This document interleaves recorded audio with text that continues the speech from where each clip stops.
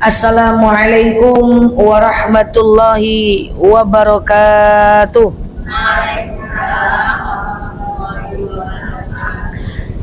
Alhamdulillahil wahidil qaharil azizil ghafaril mukawwirul laili 'alan nahar tadhkiratan li ulil qulubi wal absar tabsiratan li zawil albabi wal i'tibar. Walhamdulillahilladzi nahmaduhu nasta'inuhu nastaghfiruh wa na'udzu billahi min syururi anfusina wa min sayyiati a'malina. May yahdihillahu fala mudilla lahu wa may yudlilhu fala hadiyalah. Nashhadu an la ilaha illallah, nashhadu anna Muhammadan abduhu wa rasuluh, la nabiyya ba'dah, amma ba'd. Kama qala Allah ta'ala azza wa jalla fi kitabihil karim, na'udzu billahi minasyaitonir rajim. Bismillahirrahmanirrahim. Ya ayyatuhan nafsul mutmainnah, irji'i ila rabbiki radiyatan mardiyah, fadkhuli fi ibadi wadkhuli jannati al-ayah. Wa kama qala nabiyyuna Muhammad ibn Abdillah, man salaka tariqan yaltamisu fihi ilman sahalallahu bihi tariqan ilal jannah. Al-hadis sadaqallahul azim. Mati beneran dia? Memang mati dia ini.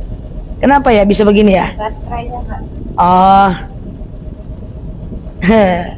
Selanjutnya, innallaha wa malaikatahu yusalluna 'alan nabi ya ayyuhalladzina amanu sallu 'alaihi wa sallimu taslima. Salawat salam kita hadiahkan kepada baginda Rasulullah sallallahu alaihi wasallam dengan lafaz Allahumma salli ala Muhammad wa ala ali Muhammad. Ibu-ibu semua sehat? Alhamdulillah. Baik ibu-ibu yang saya sayangi karena Allah, pada kesempatan yang berbahagia ini saya akan menyampaikan tentang momentum yang sangat dekat dengan kita, yaitu tentang momentum tahun baru Hijriah. Saya menyampaikan cek sound. Kalau nggak pakai mic aja gimana ya? Padahal mantap mic-nya ya. Cuma mati pula deh ya. Cemana ini ya? Oke. Gimana kalau nggak pakai mic aja? Ibu maju aja. Kedengeran ya? Oke. Baik ibu-ibu, sampai mana tadi ya? Oh, maju aja.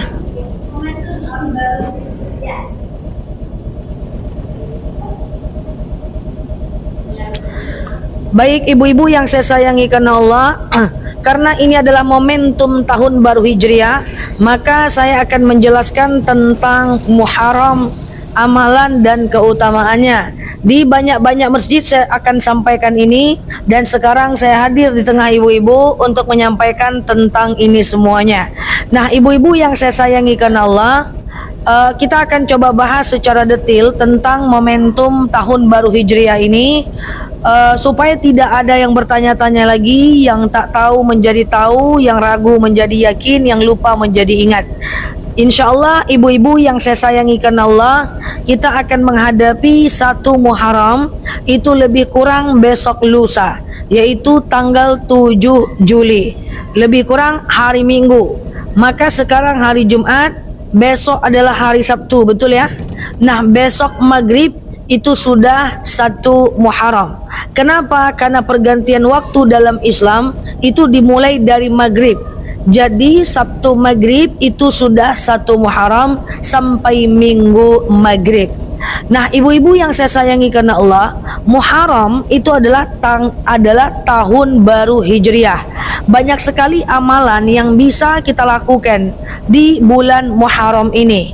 Nah, ibu-ibu yang saya sayangi karena Allah, saya akan jelaskan tentang apa amalan yang bisa kita lakukan di bulan Muharram, dan kemudian apa keutamaan bulan Muharram, dan kenapa dia dikatakan dengan tahun baru Hijriah. Oke, suara saya jelas? Kita mulai. Oke, yang pertama, ibu-ibu yang saya sayangi karena Allah, besok malam atau besok maghrib saya anjurkan ibu-ibu membaca doa awal dan akhir tahun. Baiknya dibaca malam sih, tapi maghrib itu jauh lebih baik. Kenapa? Karena pergantian waktu dalam Islam itu dimulai dari maghrib. Jadi makasih ya Bu. Jadi besok itu maghrib bacalah doa penutup tahun, dan kemudian setelah maghrib bacalah doa awal tahun. Doanya panjang sekali, saya tidak bisa jelaskan.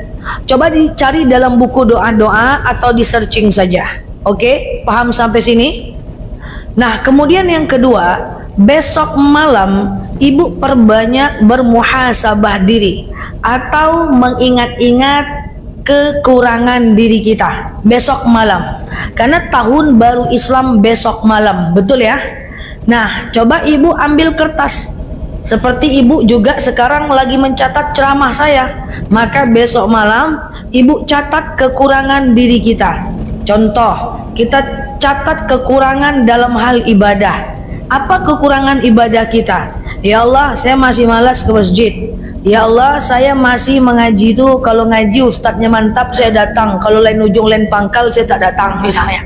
Ya Allah, saya ini misalnya lalai dalam sholat. Ya Allah, saya ini misalnya suka sekali baca Qurannya nggak tiap hari. Ya Allah ya Tuhan, saya ini selalu buka aurat ketika keluar rumah, belum lagi nutup aurat.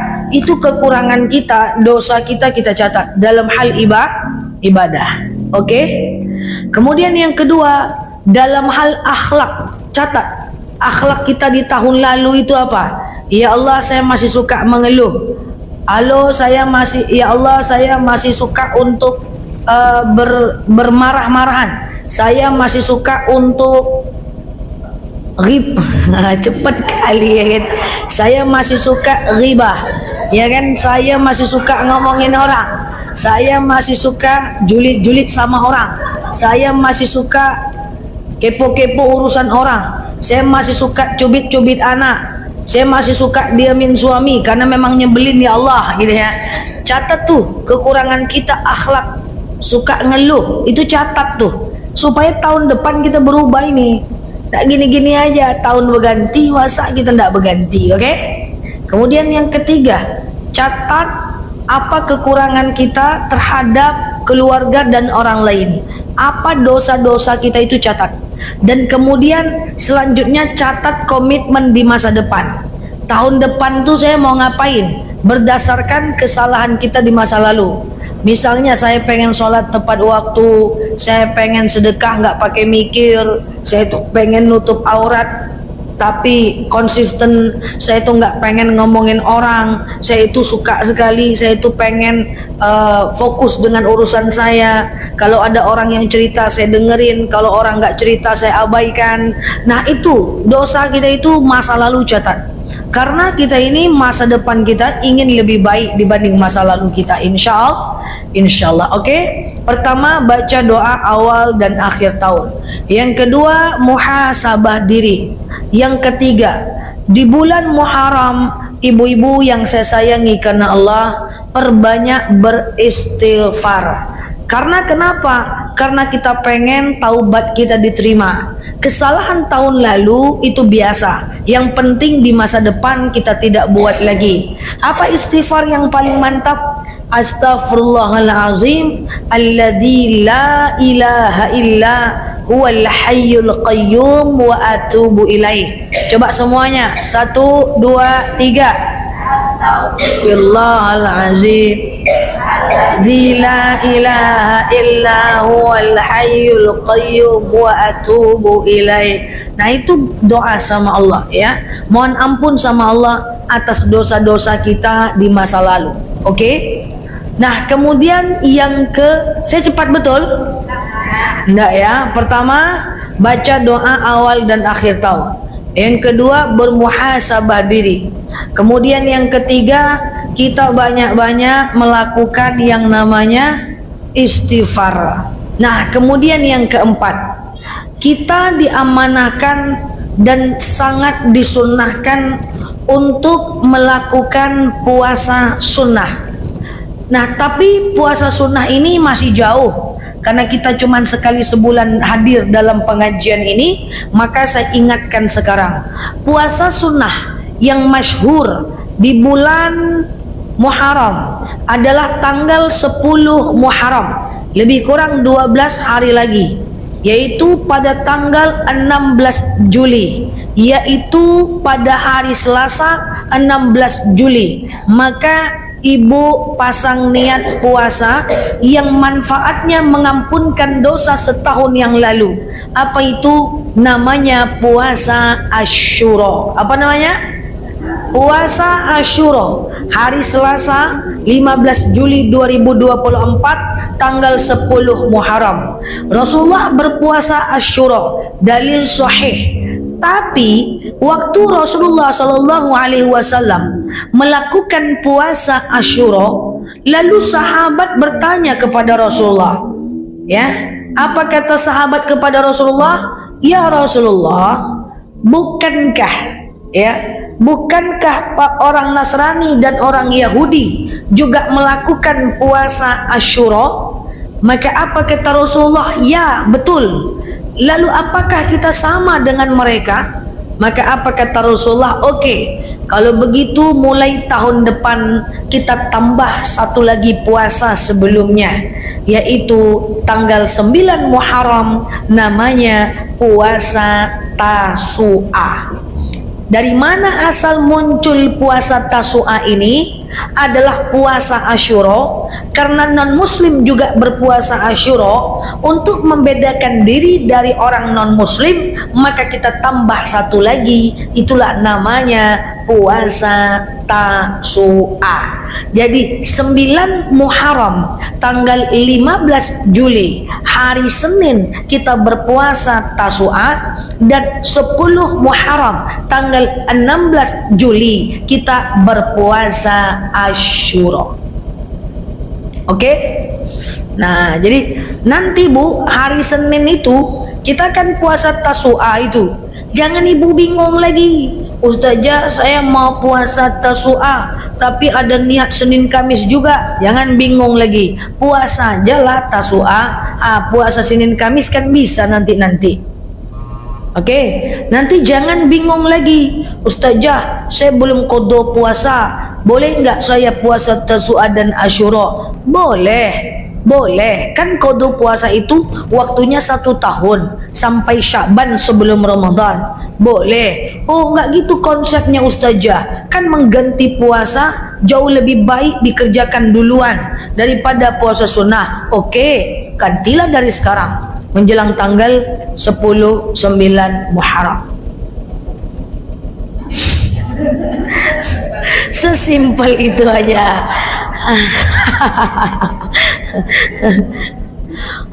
Ustazah, boleh nggak kami ganti puasa sekaligus puasa Tasu'a sekaligus puasa Asyura? Jadi niatnya 3 Ustazah, atau 4 lah. Sengaja aku puasa qada plus Tasu'a plus Senin Kamis plus puasa nazar.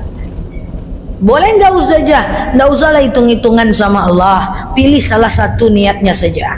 Mana yang kita mau itu kerjakan, ya. Kalau udah muncul, kadang-kadang umat nih ya, kalau sudah muncul puasa Zulhijjah, muncul puasa Tasu'a, muncul puasa Asyura, langsung dia teringat qada puasa. Kalau enggak dia teringat qada puasa doh.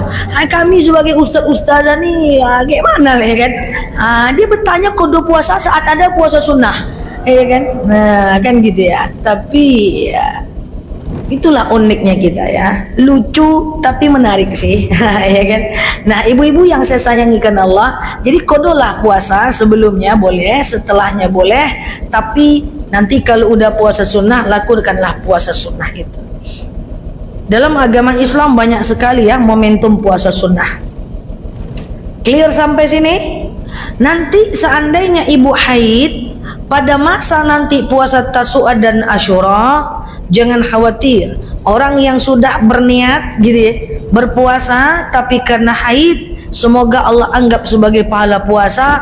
Perbanyak sholawat saja, perbanyak muhasabah diri, perbanyak istighfar, ya, perbanyak ngulang-ngulang hafalan, perbanyak berdoa. Jangan terlalu khawatir.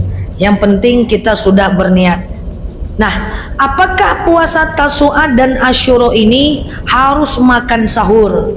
Seluruh puasa, baik puasa wajib maupun puasa sunnah, tidak wajib sahur. Sahur hanya sunnah, tidak wajib. Sahur hanya sunnah, tidak wajib. Hanya saja kalau kita tidak sahur itu sayang betul. Kenapa? Karena sahur itu punya banyak keutamaan. Yang pertama, dalam sahur ada berkah. Apa itu berkah? Ketenangan. Jadi orang-orang yang suka nggak tenang hatinya, itu cobalah berpuasa dan dulukan dengan sahur. Berkah itu adalah tenang hati kita apapun kondisi nasib kita. Jadi dalam sahur itu ada berkah. Makanya sahurlah kita walaupun dengan air putih saja. Yang kedua, saat sahur itu doa kita mustajab. Jadi saat sahur tuh banyak-banyak kita berdoa. Kemudian yang ketiga, sahur itu berfungsi, ya, berfungsi untuk membedakan antara diri kita dengan orang Yahudi. Jadi kalau kita nggak sahur, puasa kita sah. Bahkan kalau ibu nanti tanggal 15 Juli dan 16 Juli itu terbangun kesiangan, lupa pasang niat. Yang penting ibu belum makan, belum minum, ibu bisa tetap puasa. Karena puasa sunnah, boleh pasang niat di tengah hari selagi belum makan dan minum. Bangun, sholat subuh, lalu kemudian waktu duha, baru teringat, woi, rupanya ini puasa Tasu'ah. Selagi lontong belum masuk, pecel belum masuk, ibu boleh puasa itu walaupun ibu belum pasang niat. Paham? Nah, saya tak ketemu lagi sama ibu sampai bulan depan. Maka saya sampaikan hari ini tentang amalan di bulan Muharram. Selanjutnya, di bulan Muharram ibu perbanyak bersedekah. Biasanya sedekah ibu 2.000, ibu tambah jadi 2.500. Dikit kali ya. Biasa sedekah ibu 2.000, ibu tambah jadi 5.000. Bahkan disunnahkan di bulan Muharram bagi para suami-suami untuk kalau bisa, tidak wajib, kalau bisa menambah nafkah istrinya di bulan Muharram. Karena kita tahu sedekah yang terbaik bagi seorang laki-laki adalah memberi nafkah kepada istrinya. Ketika dia tambah nafkah itu, tersenyumlah istrinya, maka berkahlah rumah tangga itu, tambahlah minimal di bulan Muharram saja. Syukur-syukur kalau istiqomah di bulan Rajab, Sya'ban, Ramadan gitu kan. Tapi Muharram aja jadilah, ya kan, daripada ndak goyang, ya kan. Siap. Ya kan? Jadi itu tapi tidak ada pula suami-suami di sini ya. Itu pula salahnya, ya kan. Ya, jadi menambah, ya kan, jajan istri, nafkah istri. Karena memang sebenarnya ini bukan karena saya perempuan, wallahi bukan, ya, bukan karena saya perempuan. Andaikan semua laki-laki itu paham bahwa memberikan nafkah kepada istri itu adalah sedekah yang paling besar, itu dahsyat. Rumah tangga itu sakinah semua. Dan andaikan ada istri-istri itu adalah paham bahwa mubazir itu adalah perbuatan setan, mantap rumah tangga. Suami ngasih banyak, istri keluarkan sedikit. Masalahnya ndak gitu. Salah aja salah satunya. Giliran suaminya pelit tak ngasih, istrinya ngomel-ngomel. Berarti salah suami pelit, ya kan? Giliran suami ngasih banyak, istrinya mubazir. Nanti suami-suaminya lain lagi ceritanya ke saya. Saya kasih banyak, habis juga Zah. Andaikan nih paham ini ya. Ketika suami memberikan banyak, maka suami dapat sedekah terbaik memberi nafkah kepada istrinya. Andaikan istri paham bahwa keluarkan lebih sedikit biar tidak mubazir, wow, kita semua ini akan jauh dari kefakiran. Ini ndak, dikasih banyak habis, dikasih sedikit ngomel. Loh, kok ibu protes? Jangan bapak-bapak terus yang dikenakan, dipotongnya video saya nanti bahaya. Jadi kita adil, ibu-ibu juga kena, ya kan? Seperti itu.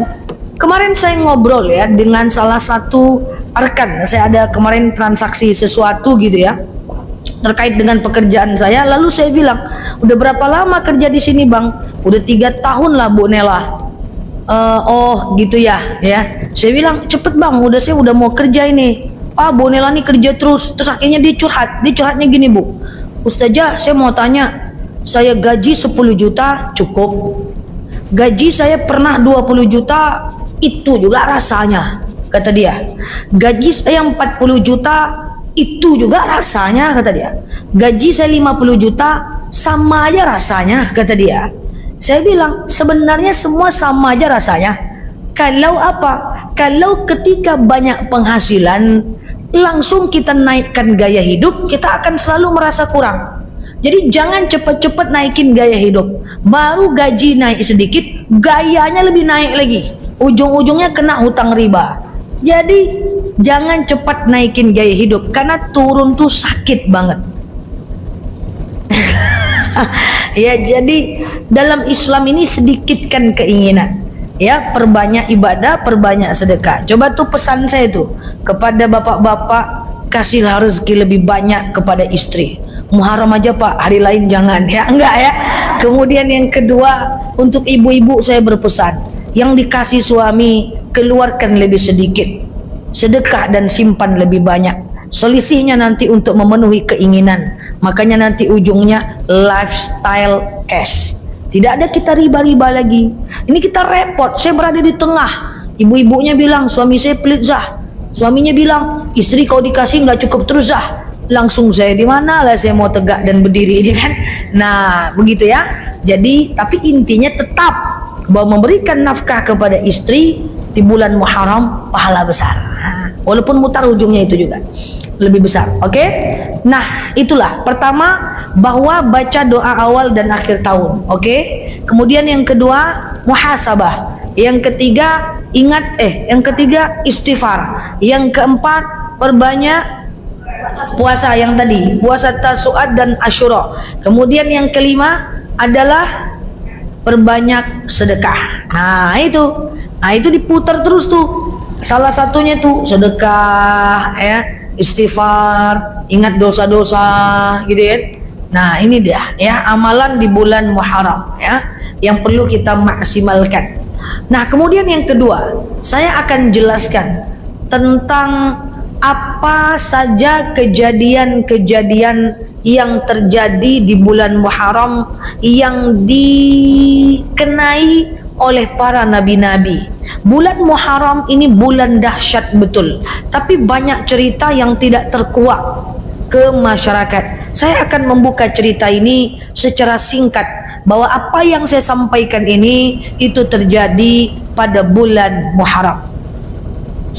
Kita mulai poin kedua ini. Yang pertama, di bulan Muharram adalah bulan di mana Nabi Adam bertaubat kepada Allah. Kan kita pernah dengar sebuah kisah. Allah pernah berfirman, wa qulna ya Adamu uskun anta wa zawjukal jannah. Hai Nabi Adam, tetaplah engkau di surga bersama istri engkau. Kan gitu kan. Dulu kan Nabi Adam tuh awalnya rencananya kekal di surga. Tapi ada perintah Allah, wala taqraba hadhihi syajarah. Tapi jangan kau dekati pohon ini. Apa kata Nabi Adam? Nabi Adam mengikut, tapi namanya syaitan tetap akan menggoda. Lalu kemudian digodalah oleh syaitan. Akhirnya Nabi Adam dan istrinya mendekati dan memakan buah dari pohon itu. Allah marah. Akhirnya Nabi Adam Allah turunkan ke bumi. Nabi Adam diturunkan di India. Nabi Adam diturunkan di India. Siti Hawa diturunkan di Jeddah. Makanya kota Jeddah itu namanya Jeddah. Jeddah itu adalah nenek moyang artinya. Jadi kota Jeddah yang ada di Arab Saudi itu adalah artinya nenek moyang. Disitulah dulu diturunkannya Siti Hawa. Ketika Allah turunkan ke bumi, Adam Allah turunkan di India dan Hawa Allah turunkan di Jeddah. Ketemulah di padang Arafah. Yang sekarang kalau kita pergi haji, kita wukuf di Padang Arafah. Kalau kita pergi umrah, kita main ke Arafah, ke Jabal Rahmah, Gunung Kasih Sayang. Mereka bertemu di situ. Satu di India, satu di Jeddah, ketemu di Padang Arafah. Nah, ketika Nabi Adam meminum buah, menyentuh buah dan pohon itu, maka Nabi Adam bertaubat. Taubatnya Nabi Adam itu terjadi pada bulan Muharram. Oke? Itu yang pertama, kejadian di bulan Muharram. Kejadian yang kedua di bulan Muharram adalah selamatnya Nabi Ibrahim dari siksaan Raja Namrud. Jadi gini, masing-masing nabi itu diutus dan pasti ada musuhnya. Nah, Nabi Musa musuhnya Fir'aun, Nabi Ibrahim Raja Namrud, Nabi Muhammad musuhnya Abu Lahab, Abu Sufyan, Abu Jahil. Jadi setiap para nabi itu memang diutus dan untuk memerangi kafir harbi. Kafir harbi itu adalah kafir yang memerangi agama Islam. Ya. Jadi Nabi Ibrahim, ketika Nabi Ibrahim alaihissalam itu berdakwah, Raja Namrud itu marah kepada Nabi Ibrahim sehingga Nabi Ibrahim dibakar tubuhnya. Ketika dibakar tubuhnya, maka Allah Subhanahu wa taala mengeluarkan mukjizat kepada Nabi Ibrahim. Qulna ya naru kuni bardaw wa salama ala Ibrahim. Hai api, bardaw wa salama ala Ibrahim. Jadilah kau dingin dan penyelamat untuk Nabi Ibrahim. Jadi api yang membakar tubuh Nabi Ibrahim menjadi dingin. Barit, dingin. Itu terjadi pada bulan Muharram. Oke? Yang ketiga, di bulan Muharram juga adalah selamatnya Nabi Musa dari kejaran Fir'aun. Ibu-ibu yang saya sayangi karena Allah, Fir'aun itu adalah musuhnya Nabi Musa. Ketika Nabi Musa berdakwah, lalu dia dikejar oleh Fir'aun, lalu buntu di Laut Merah. Maka kemudian Nabi Musa mengambil tongkatnya. Tongkat itu adalah salah satu mukjizat Nabi Musa. Dia pukulkan ke laut, lalu laut itu terbelah. Dia melewati laut dan selamat. Fir'aun kepo dan ngikut. Waktu Fir'aun lewat, tenggelamlah Fir'aun dalam laut itu. Musa selamat, Fir'aun tak selamat. Akhirnya Fir'aun meninggal. Dan kejadian Musa membelah lautan itu terjadi pada bulan Muharram juga. Jadi Bu, Fir'aun itu rame. Fir'aun itu bukan satu orang. Fir'aun itu ada 400 orang. Fir'aun itu adalah raja. Semua raja itu di Mesir itu namanya adalah Fir'aun. Semua raja di Mesir namanya adalah Fir'aun. Dan Fir'aun yang mengaku dirinya Tuhan itulah namanya Ramses II. Jadi Fir'aun itu rame Bu, banyak Bu. Fir'aun itu adalah nama raja ya di negara Mesir. Nah, maka kalau kita ke Mesir kita akan lihat piramida. Piramida itu adalah makam Fir'aun. Tapi bukan Fir'aunnya Nabi Musa. Kalau Fir'aunnya Nabi Musa itu dia dimumikan di Museum Nasional Mesir. Ya, masih ada sampai sekarang. Saya udah lihat mumi Fir'aun yang mengaku dirinya Tuhan itu. Muminya masih ada sampai sekarang. Memang masyarakat Mesir itu sangat ahli untuk membekukan atau mengawetkan benda. Karpet diawetkan, ya, kemudian kursi diawetkan. Mereka ahli dan ilmunya itu udah akan ditiru oleh orang Eropa, tapi mereka tidak kasih ilmunya. Maka banyak sekali mumi-mumi Fir'aun. Ada ratusan Fir'aun. Muminya itu kalau kita pergi ke Museum Mesir. Ya, maka itulah kejadiannya di bulan Muharram. Oke? Nah, pertama Nabi apa tadi? Kejadian Nabi apa? Adam. Yang kedua Nabi Ibrahim. Yang ketiga Nabi Musa. Yang keempat adalah kisah dari Nabi Yusuf. Nabi Yusuf itu kan hidup pada masa ratu namanya Zulaikha. Nabi Yusuf kan ganteng banget. Riwayat mengatakan kayak gitu. Lalu Nabi Yusuf difitnah untuk menghinakan Zulaiha. Akhirnya dipenjara. Dan setelah terbukti tidak bersalah, Nabi Yusuf dikeluarkan dari penjara. Proses dikeluarkan dari penjara itu dilakukan pada bulan Muharram juga. Oke, selanjutnya adalah kejadian di bulan Muharram adalah keluarnya Nabi Yunus dalam perut ikan. Jadi Nabi Yunus masuk ke dalam perut ikan 40 hari 40 malam. Dia bertaubat dalam perut ikan, akhirnya Nabi Yunus keluar. Itu terjadi pada pada bulan Muharram juga. Kemudian terakhir adalah diselamatkannya Nabi Ayub. Nabi Ayub itu diberikan Allah wabah, ia penyakit, ia disembuhkan pada bulan Muharram. Jadi kisah-kisah para nabi itu banyak terjadi di bulan Muharram. Nah, ini biar kita paham, biar kita tahu betapa spektakulernya itu bulan Muharram. Kita lanjut. Nah, tadi kita udah bahas amalan di bulan Muharram. Lalu kemudian kita udah bahas kisah spektakuler di bulan Muharram. Sekarang kita akan bahas tentang kenapa bulan Muharram atau kenapa tahun baru Hijriah itu didulukan dengan bulan Muharram dan dinamakan dengan tahun baru Hijriah. Saya akan jelaskan supaya kita bisa paham lebih detail. Jadi satu Muharram itu nama bulan, betul kan? Muharram, Safar, Rabiul Awal, Rabiul Akhir, Jumadil Awal, Jumadil Akhir. Tapi nama tahunnya, tahun barunya adalah tahun Hijriah. Kan begitu kan ya? Tahun baru Hijriah. Jadi ceritanya dulu kita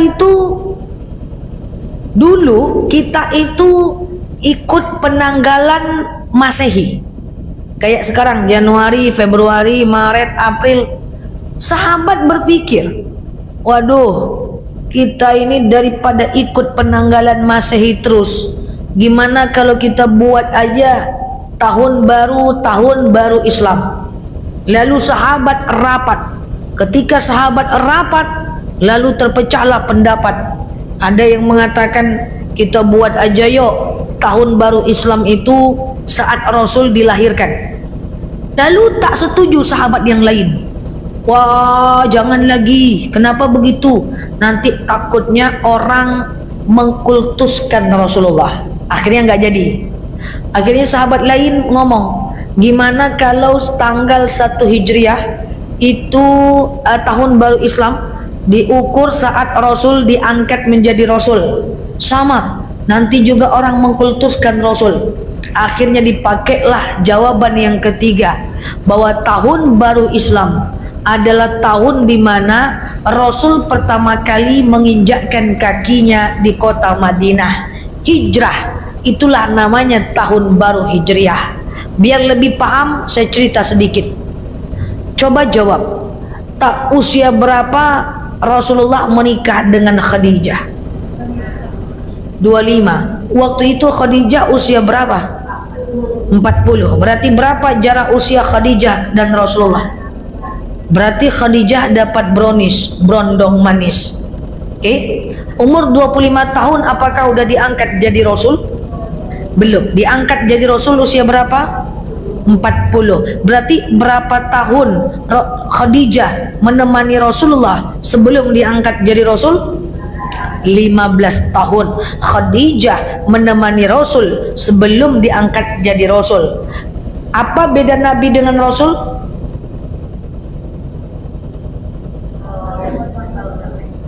Kalau Nabi dia tidak punya wahyu, kebaikan untuk dirinya sendiri. Kalau Rasul dia punya wahyu dan dia menyampaikan wahyu, ada yang disampaikan wahyu, gitu kan? Dan dia bertanggung jawab untuk mengajak umatnya. Nah, usia berapa tadi Rasul jadi Rasul? 40. Rasul meninggal usia berapa? 63. Sejak diangkat jadi Rasul sampai meninggal, berarti ada masa berapa tahun? 23 tahun itulah masa turunnya Al-Quran. Jadi kalau ditanya berapa lamakah Rasulullah Shallallahu Alaihi Wasallam membawa wahyu, itu 23 tahun. Jadi Al-Quran yang ibu baca ini diturunkan 23 tahun, Bu. Bukan sekali turun, berangsur-angsur pelan-pelan 23 tahun. 6.666 ayat, kemudian 114 surat, 30 juz, 77.429 kata, kemudian 323.000 huruf. Itu diturunkan selama 23 tahun. 13 tahun di Mekah namanya surat Makkiyah, 10 tahun di Madinah namanya surat Madaniyah. Nah, maksudnya begini, dari usia 40 sampai usia 53 tahun Rasulullah itu di kota Mekah dakwah. Tapi di kota Mekah itu Rasulullah tidak sukses dakwahnya. Karena di Mekah itu ada Abu Lahab, Abu Sufyan, Abu Jahal, Abu itu. Sehingga dakwah Rasul itu nggak sukses. Akhirnya Rasulullah waktu itu ingin dibunuh. Ya, Khadijah sudah meninggal, Abu Thalib sudah meninggal. Jarak meninggal Khadijah dengan Abu Thalib cuma 3 bulan saja. Lalu kemudian Rasulullah SAW ingin dibunuh. Tahukah kita, di usia 53 tahun tidak ada lagi yang melindungi Rasulullah. Akhirnya Rasulullah itu ingin dibunuh, dan akhirnya terbukalah satu peristiwa. Disampaikan kepada Rasulullah, "Ya Rasulullah, saya dengar dari kafir Quraisy bahwa engkau ini akan dibunuh ya Rasulullah." Waduh, Rasulullah langsung ketakutan, karena tadinya ada Khadijah. Khadijah itu disegani. Abu Lahab, Abu Sufyan, Abu Jahal itu kawan dekatnya Khadijah, kawan dagang. Tapi sekarang tidak ada lagi yang disegani oleh mereka. Mereka ingin membunuh Rasulullah dan berniat mengepung rumah Rasulullah. Lalu kemudian Rasul berkata kepada Abu Bakar, "Ya Abu Bakar, maukah engkau menemaniku hijrah dari kota Mekah ke kota Madinah?" "Siap ya Rasulullah." Lalu kemudian didengar oleh Ali bin Abi Thalib, "Ya Rasulullah," kata Ali bin Abi Thalib, "engkau pergi saja ya Rasulullah untuk hijrah ke kota Madinah, biar aku yang menggantikan tempat tidurmu, karena engkau akan dibunuh." Lalu Ali bin Abi Thalib pergi ke rumah Rasulullah, menemui Rasulullah, diambil selimut, dia selimutkan ke badannya supaya mengelabui orang kafir. Pas dibuka nanti ternyata Ali ini kan menantu Rasulullah. Kenapa? Karena Rasul punya anak namanya Fatimah. Fatimah nikah dengan Ali bin Abi Thalib, anak muda, mampu untuk menggaransikan nyawanya demi Rasulullah. Lalu apa kata Ali bin Abi Thalib? "Cepat engkau pergi ya Rasulullah, biar aku yang tidur di kasurmu." Belum Rasulullah pergi, orang kafir udah ngepung. Akhirnya apa? Rasulullah SAW diberikan bantuan oleh Allah. Makanya yakin aja, in tansurullah yansurukum wa yusabbis aqdamakum. Kalau kita tolong agama Allah, Allah itu akan tolong kita. Lalu apa yang terjadi? Rasulullah mengambil pasir lewat belakang, dia hampaskan ke mukanya orang-orang Yahudi. Akhirnya orang Yahudi tidak melihat Rasulullah lewat. Akhirnya dia datang ke rumah Abu Bakar. Mereka hijrah ke kota Madinah. Mekah Madinah itu kayak dari Pekanbaru ke Payakumbuh, jalan kaki. Sanggup jalan kaki ke Payakumbuh? Ini jalan kaki ke masjid aja latih lutut ala mati lah. Jalan kaki hijrah dari Mekah ke Madinah. Kalau kita lihat Mekah itu ke Madinah, Madinah itu arah utara, sementara mereka berjalan arah selatan. Jadi dia nggak tembak lurus, bab putarnya dulu mah, putar. Kenapa? Supaya nggak ketahuan. Karena kalau nggak muter bakal ketahuan, ya, bakal ketahuan. Kenapa? Karena waktu itu yang ada manusianya adalah hanya kota Madinah saja. Kota yang ada manusia itu adalah kota Madinah saja.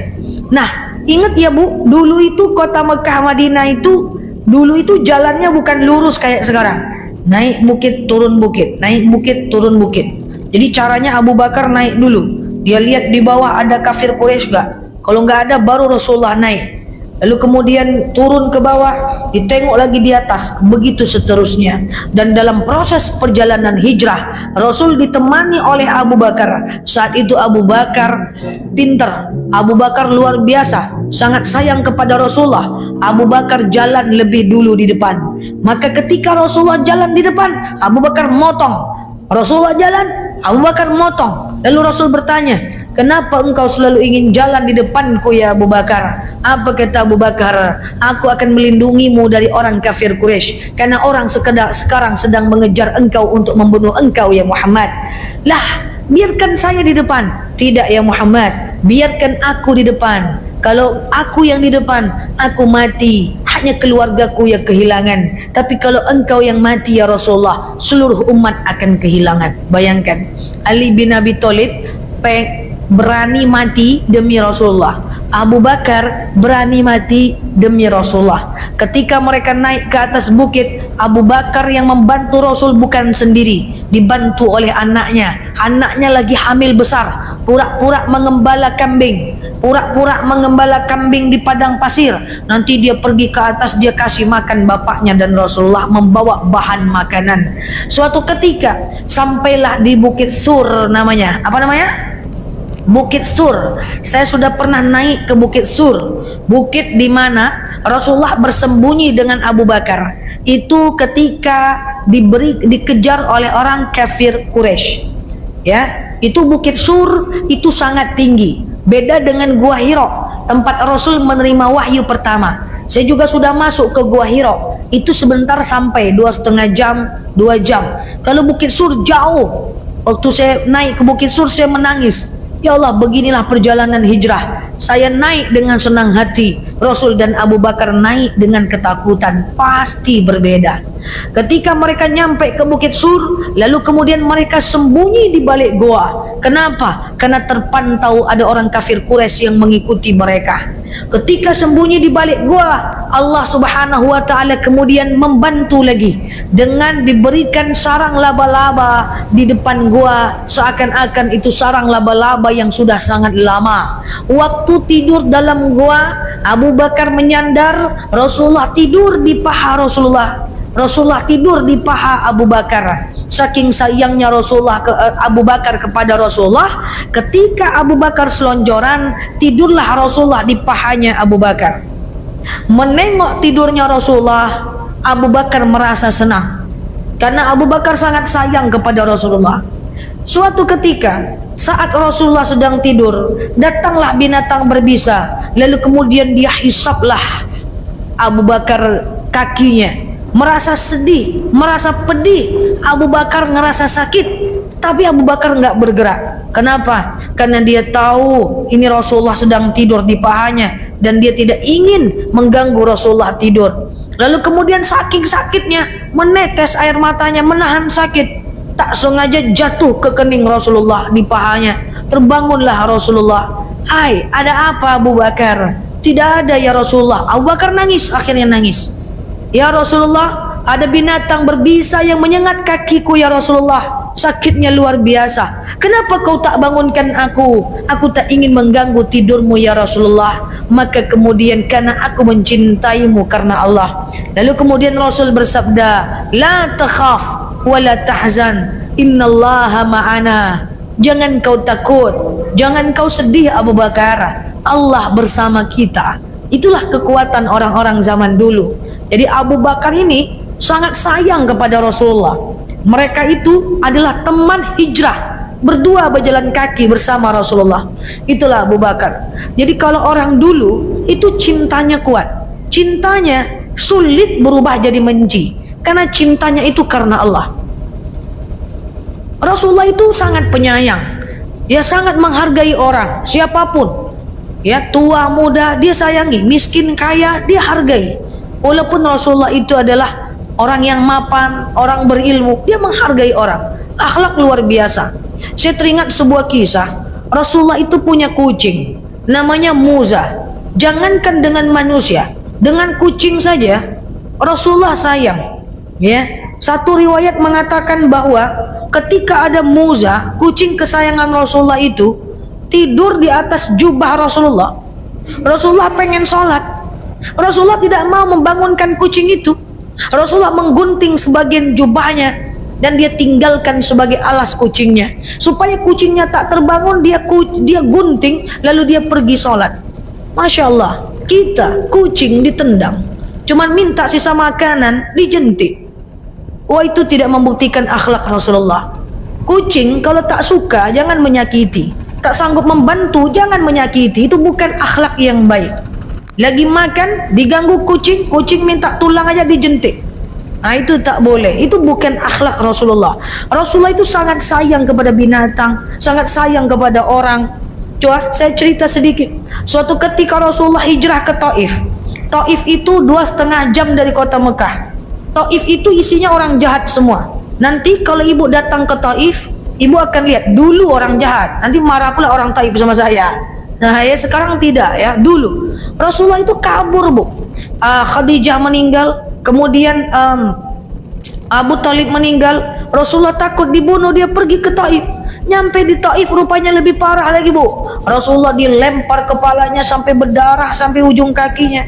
Rasulullah sujud dilempar pakai tai unta. Rasulullah masak kurma, dicampur kurma dengan tai unta. Suatu ketika Rasulullah merasa sakit ketika dilempar, lalu berdarah pelipisnya, lalu kemudian dia sembunyi di balik pohon. Marah malaikat Jibril, kesakitan, sembunyi di balik pohon. Rasul cuma sanggup di Taif 7 hari. Bayangkan parahnya orang Taif. Rasulullah ketika nyampe ke Taif, datang berita Rasulullah kabur ke Taif, disiksa 7 hari cuman sanggupnya di kota Taif. Akhirnya Rasulullah menangis. Saat Rasulullah menangis itu, malaikat Jibril marah. Apa kata malaikat Jibril? Ya Rasul, angkat tangan kau ke langit sekarang juga. Kau minta kepada Allah agar Allah balikkan bukit Taif ini. Nanti aku yang akan balikkan. Jadi Jibril ini marah. Ya, kan Taif itu kayak bukit. Minta sama Allah, aku akan dulu lantakkan Taif ini. Tapi kau minta dulu sama Allah.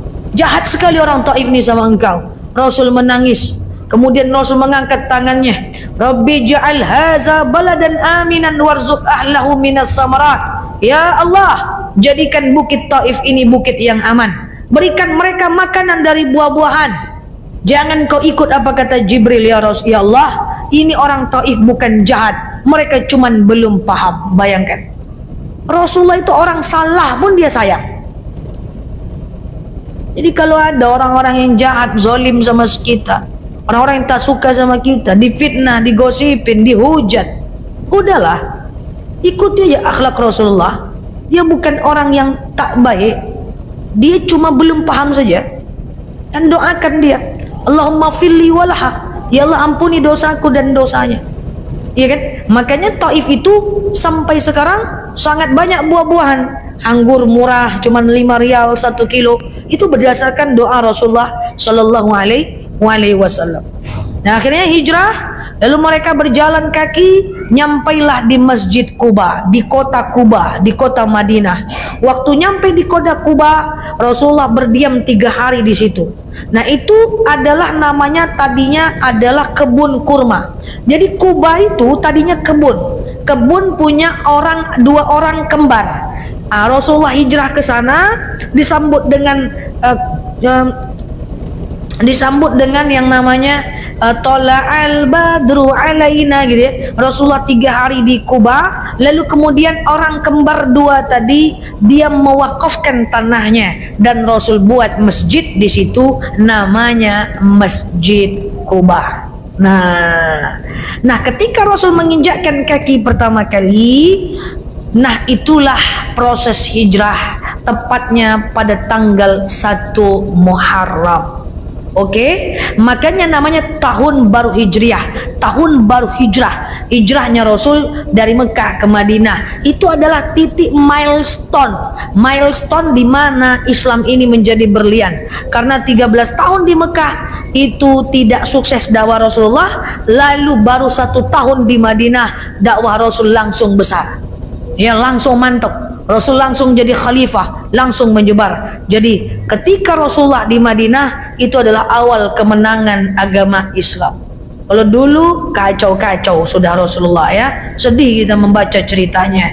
Jadi tahun baru Hijriah adalah tahun kemenangan Islam di mana Rasulullah hijrah dari kota Mekah ke kota Madinah. Sudah tahu amalannya, sudah tahu kisah di bulan Muharram tentang para nabi, dan sudah tahu tentang ternyata itulah yang dinamakan dengan tahun baru Hijriah. Semoga apa yang saya sampaikan ini bisa membuka wawasan kita tentang Muharram dan tahun baru Hijriah. Jangan lupa nanti baca doa awal dan akhir tahun, bermuhasabah, beristighfar, berbanyak sedekah, dan lakukan puasa Tasu'a dan Asyura. Semoga bermanfaat. Ada yang mau tanyakan silahkan, kalau tidak kita cukupkan.